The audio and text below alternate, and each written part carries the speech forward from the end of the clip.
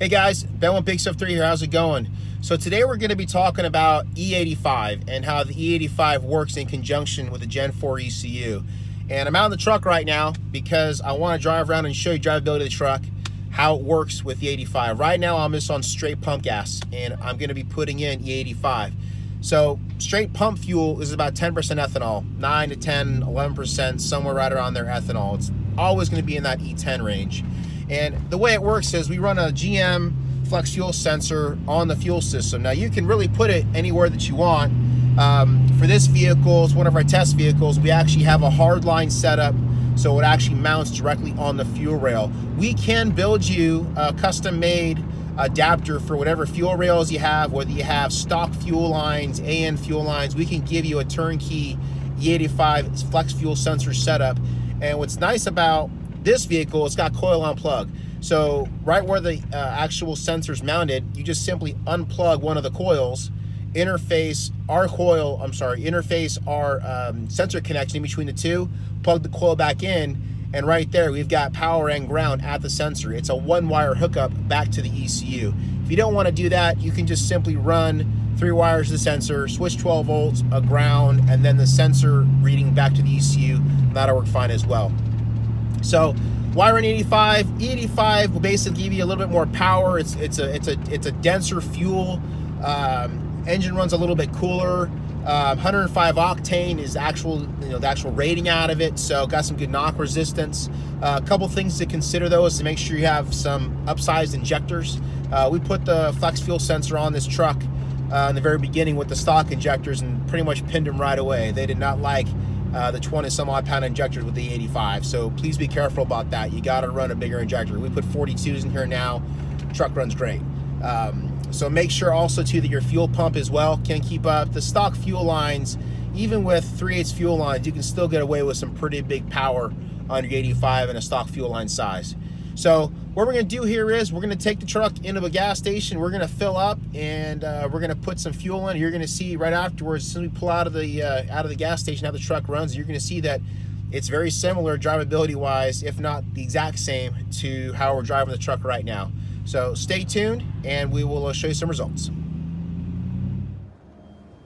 Hey guys, so this is the sensor I was telling you about. This is the Flex Fuel sensor right here.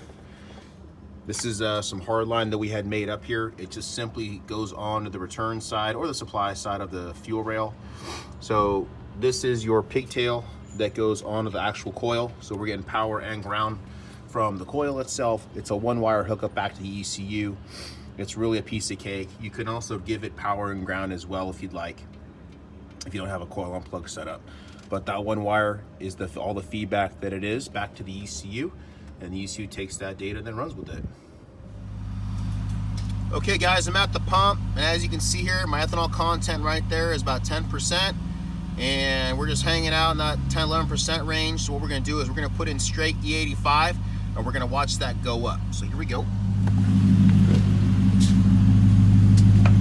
85, we're at 3.29 a gallon. I'm not sure where you're at.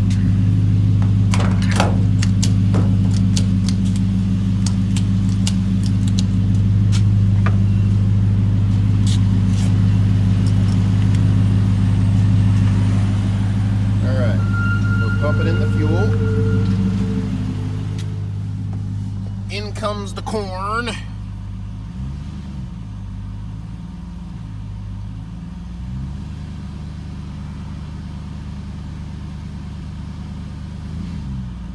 we got 12 out of it.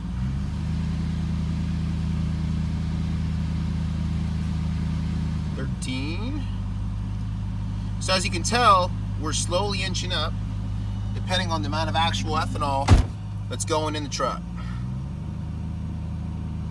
15. Truck's running like you wouldn't even know. It's all changing in the background with our fueling parameters that we have. So 17, 18, 19, 20.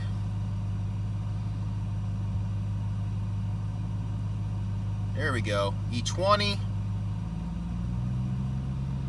21, 22, 23. So again, everything in the background's compensating. Our target lambda, which you see below our ethanol percentage, that's still our target lambda. So right there you can see the right band lambda is adjusting to automatically compensate to get right on target, which it is. So we're at E25 right now. And that's about it. That's actually as much as we can pump in right now. So you can see with E25, it's automatically compensated. The truck's still running just as it was. About E26 right now. But everything is now changed to compensate for that. So if we come up here in our nitrous tab, in our E85 parameters, this is what I was telling you about. You got the fuel, lambda, coolant correction, acceleration enrichment, crank correction, and idle offset, and boost, and spark. And if you simply come over here to the first one, the fuel correction, you'll see the ellipses moving around now. So now we actually have the 85 correction happening. It's adding in 3.9 to 4.7% more fuel based on our ethanol content. It's all done. It's just all pre-configured, ready to go. So if I come over here to my lambda offset, again, we add a little bit more lambda based on how much 85 we're actually running as well. So all these tables come pre-configured. We got a coolant correction, so we're gonna add a little bit more coolant correction-based fuel, depending on the 85 that you have. And these are the fun ones down here. This is the boost offset. So again, we're gonna target another 2.5 to 3 pounds of boost, depending on how much 85 that we have. And then the same thing with the spark offset. So we're gonna add another 1/3 to a 1/5, about 0.3 degrees or so amount of timing. So what we're going to do now is we're going to close down. Oh, we're about E30. So got about E30 right now in the truck. We're still going up. It's still mixing as the fuel pump obviously moves everything around. So what we're going to do is we're going to put the camera back on the dash. We're going to start driving it, and you're going to watch how the drivability has not changed. Okay guys, so we're back. We've pulled out of the gas station and we're now on the road, and you're going to see that the truck is still going to drive exactly the same. It's going to have the same characteristics before, but it's about E30 or so right now. So it's added about a 1/2 degree of timing. If there was a turbo on this deal, we may have added about 2 pounds of boost in the same E85 setting. But as you can tell, we're just simply running around and you won't even know that any E85 is in the truck. So remember, we're always correcting in the background on the O2 sensor to lambda. We include a base Bosch 4.9 sensor with ECU, and with that sensor, it's got a real good lambda characteristic, and that's how we're controlling. We're not controlling off AFR because we're obviously combining two fuels. We're controlling off of gasoline and 85. So because we're mixing those two fuels, they both have a different stoic point for each fuel. We just want to go off lambda. So going off the lambda makes it really simple.